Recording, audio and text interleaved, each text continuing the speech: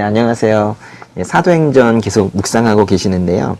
오늘 8장 2절부터 시작하거든요. 그런데 8장 1절에서 끊지 않고 8장 2절부터 시작하는 이유가 분명히 있을 거예요. 우리 어제 말씀의 마지막 절인데요. 8장 1절 다시 한번 읽어보겠습니다.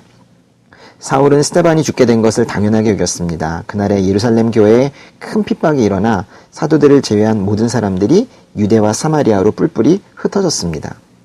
사도행전은요, 8장 1절 이전과 8장 1절 이후의 내용이 사뭇 다른데요. 8장 1절 이전에는 예수님께서 죽으시고 또 부활하시고 승천하신 이후에 이 땅에 교회가 생기는 모습을 보여주고 있습니다. 초대교회의 어떤 생성 과정이 8장 1절까지라면 8장 1절 이후에는 그 복음이 그 유대 이외의 다른 곳으로 퍼져나가는, 그래서 하나님 나라가 확장되어가는 그런 모습을 보여주고 있거든요. 오늘 말씀 2절인데요. 경건한 사람들이 스데반의 장례를 치르고 그의 죽음을 몹시 슬퍼하며 울었습니다.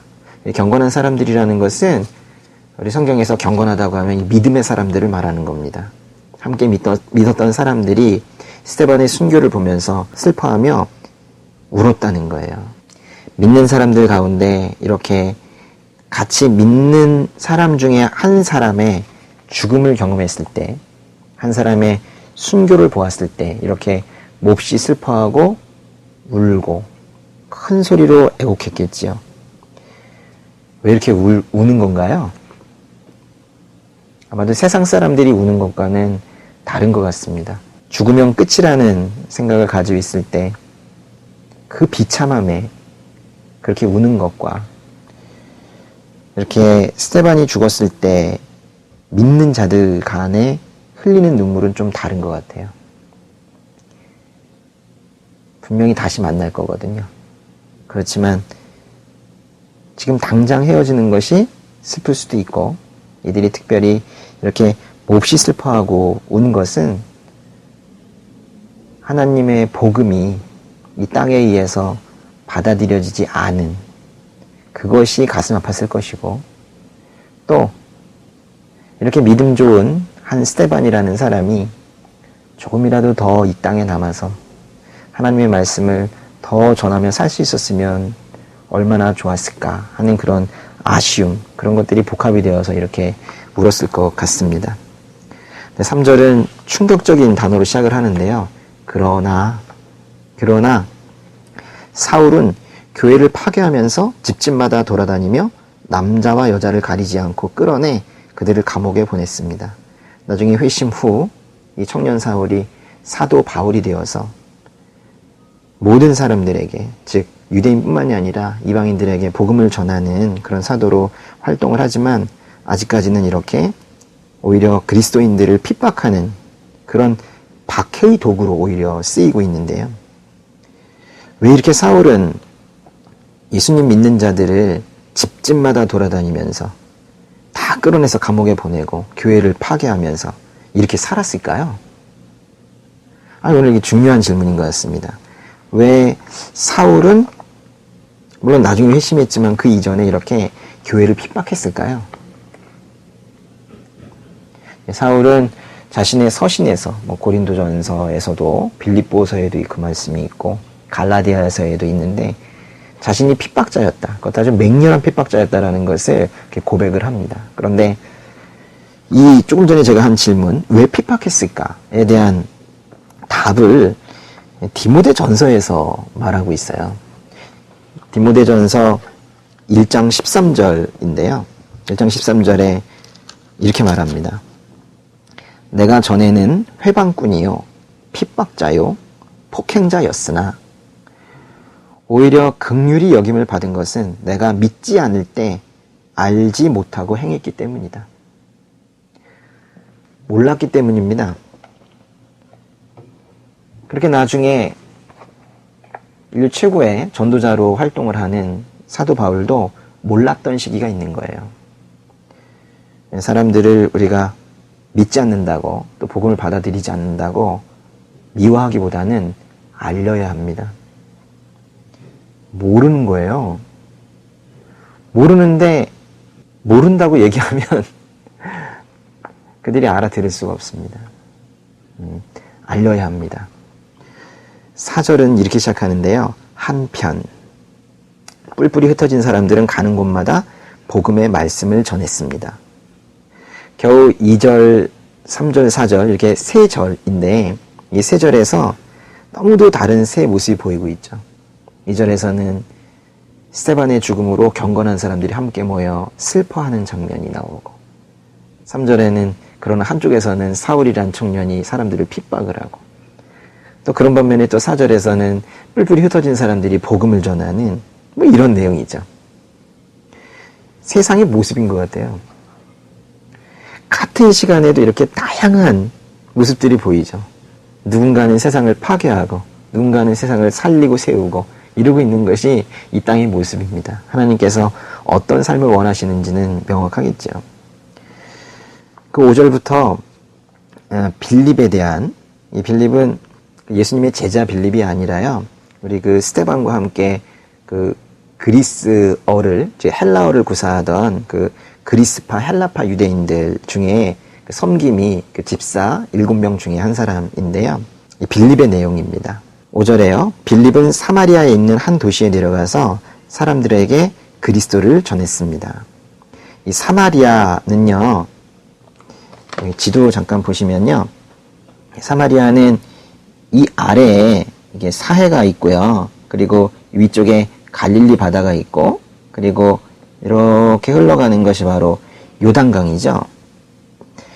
이 아래쪽이 유다 지역이고요. 이 위쪽이 갈릴리 지역인데 그 사이에 있는 곳이 바로 사마리아입니다. 이 사마리아 사람들은 유대인인가요? 아닌가요? 사마리아 사람들은 유대 전통을 많이 유지하고 있었고 더군다나 모세 오경을 아주 중시하는 그런 사람들이었는데 유대 지역에 있었던 유대인들은 사마리아인들을 유대인이라고 생각하지 않았습니다. 당시에 빌립이 이렇게 북쪽으로 예루살렘에서, 여기가 예루살렘인데요. 예루살렘에서 출발을 해서 북쪽으로 올라갑니다. 그래서 위쪽에 세바스테라는 곳에서 사역을 시작을 했는데요.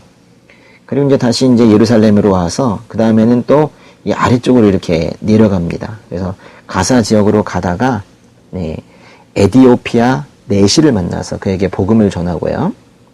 그리고 그 이후에 하나님께 이끌려 아소도라는 곳으로 갔다가 이렇게 북쪽으로 가서 가이사라까지 올라가는 복음의 여정을 갖게 됩니다.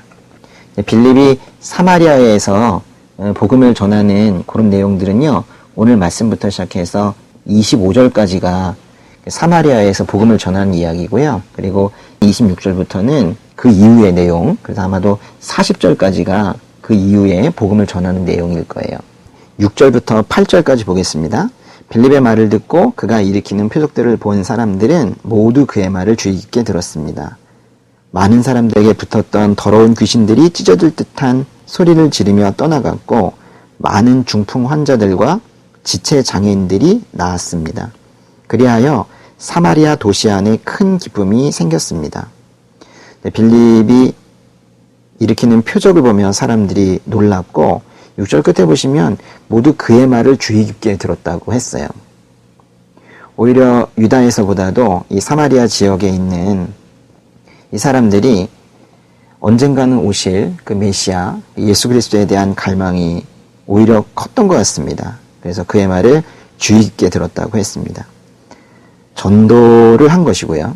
7절에 보시면 귀신들이 찢어질 듯한 소리를 내면서 떠나갔고, 즉 귀신들을 내쫓았고, 또 많은 중풍 환자들과 지체장애인들이 나왔다. 즉 치유를 했습니다. 한 자매님께서 이 말씀을 읽으면서 전도자로 살고 또 귀신들을 내어쫓는 그런 일과 또 영적, 육적인 치유자로 사는 것이 우리 크리스천이 아닌가 이런 나눔을 올려주셨더라고요. 8절에 그리하여 사마리아 도시 안에 큰 기쁨이 생겼습니다. 꼭 내가 전하는 복음이 아니라 누군가 전하는 복음으로 인해 그 주변이 또 회복이 되고 하나님께 돌아왔다면 우리가 함께 기뻐해야 할 것입니다. 이 사역을 하다 보면 또 신앙생활을 하다 보면 믿음의 시기를 하는 경우들도 종종 보입니다. 그러나 믿음에 있어서 경쟁은 필요 없는 것 같습니다. 하나님께서는 먼저 온 자나 나중에 온 자를 똑같이 대하시고 그들 모두에게 같은 구원, 같은 크기의 구원을 주시거든요. 그래서 믿음 안에서 서로를 북돋워주고 칭찬하며 그렇게 가야지 어떤 신앙생활의 경지나 또는 사역의 크기 이런 것들로 인해서 다른 사람들을 시기한다거나 또는 자신과 비교해 가며 우월감이든 열등감이든 가지게 된다는 것은 옳지 못한 것 같습니다. 우리는 내가 전하는 복음으로 인해서 누군가 회복이 될 때에도 또 다른 누군가가 또 전하는 복음으로 인해서 하나님 나라가 확장되어 가는 것을 보면 언제나 박수치고 모두가 다 함께 기뻐해야 합니다. 마치 예수님께서 한 마리 잃어버린 양을 찾아 어깨에 메고 오시면서 덩실덩실 춤을 추시고 아는 사람들을 모아서 파티를 열었던 것처럼 우리도 그러한 마음으로 살아야 되겠죠. 9절부터는 시몬이라는 사람 이야기를 하고 있는데요. 그런데 그 도시에는 전부터 시몬이라는 사람이 마술을 부려 모든 사마리아 사람들을 놀라게 하고 자신이 스스로 대단한 사람인 양 우쭐댔습니다. 10절 낮은 사람부터 높은 사람에 이르기까지 모든 사람들이 그에게 관심을 쏟으며 이 사람은 정말 크신 하나님의 능력을 소유한 사람이다 라고 말했습니다. 시몬이라는 사람은 마술을 부렸는데요. 좀 대단했나 봐요. 그러니까 사람들이 놀랐다잖아요. 이 말씀을 보면서 한 자매님께서 사람들을 놀라게 하고 자신이 스스로 대단한 사람인 양 우쭐대고 즉 큰 자임을 자부하고 그러다 보니까 10절에 모든 사람들이 그에게 관심을 쏟았다. 이 말씀을 보면서 이 자매님이 결국 그 사람은 놀라게 하고 우쭐대면서 그에게 쏟아지는 관심을 받았다. 결국 시몬이라는 사람만 남지 않았느냐. 맞습니다. 근데 시몬은요, 12절, 13절 넘어가 보시면은 그러나 빌립이 하나님 나라와 예수 그리스도의 이름에 대한 복음을 전파하자 모두 세례를 받았을 때 13절에 시몬 자신도 믿고 세례를 받았다고 했거든요. 이렇게 교만하고 사람들에게 인기를 얻으면서 자신이 앞에 서 있는 것처럼 그리고 아주 큰 자인 것처럼 이렇게 생각하고 있었던 시몬도 세례를 받았네요. 이 시몬은 근데 참된 구원을 얻는 그런 믿음을 받은 건가요? 그것에 대해서는 우리가 명확하게 알 수 없습니다. 그건 하나님만이 아실 수 있지만은 아마도 내일 말씀에 나오게 될 텐데요. 내일 말씀에서 사도행전 8장 20절, 21절에서 베드로가 그에게 책망을 하는 그런 모습을 보면요. 그 믿음이 그리 순수하지만은 않았었던 것 같습니다. 전 이 말씀을 보면서요. 우리는 세례를 받고 믿음 생활을 시작을 하면서도 얼마나 나라는 사람에게서 벗어나기 어려운가 그거를 좀 생각을 했었는데요. 시몬이라는 사람이 다른 사람들에게 마술을 보여줄 때마다 놀랐고요. 그러다 보니까 우쭐했고요. 그러다 보니까 사람들이 박수치고 자신을 쳐다보는 거에 취해 있었던 것 같아요. 이럴 때 크신 하나님, 창조주 하나님을 만나서 자신이 죄인임을 고백을 하고 그렇게 나아갔을 때 참된 믿음을 가지고 다시 겸손해지며 무릎 꿇고 그렇게 나아갈 수도 있겠지만은 그 이전에 그 받았던 박수 소리들 또 사람들 앞에 우쭐대며 나아갔을 때 그들이 선망의 대상으로 바라보던 그 모습들 그것이 문득문득 떠올랐는지 모릅니다. 그래서 쉽게 나라는 것에서 벗어나지 못했던 것 같아요. 이전에 스펄전 목사님께서 차라리 사람들이 나의 이름을 몰랐으면 좋겠다. 유명해지지 않았으면 좋겠다. 이렇게 고백하신 적이 있었거든요. 그분은 이미 이름이 나 있었고 유명했었는데 나의 이름을 사람들이 몰랐으면 좋겠다. 그렇게 고백을 했었어요. 그 목사님은 아셨던 거죠. 이 인정받고 싶고 칭찬받고 싶고 자기가 주목받고 싶은 그 나가 얼마나 버리기 어려운 것인지 그거를 그 목사님은 알았던 것이죠. 예. 자신을 돌아보게 되는 그런 말씀이었습니다. 예. 오늘 말씀도 아주 귀하고요. 우리 사도행전이 쭉 이어져 가면서 기쁨이 있지 않습니까?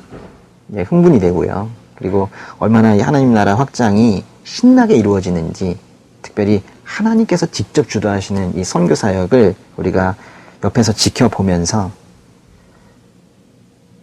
이 시기에 나는 무엇을 해야 할 것인가 한번 생각해 봤으면 좋겠습니다.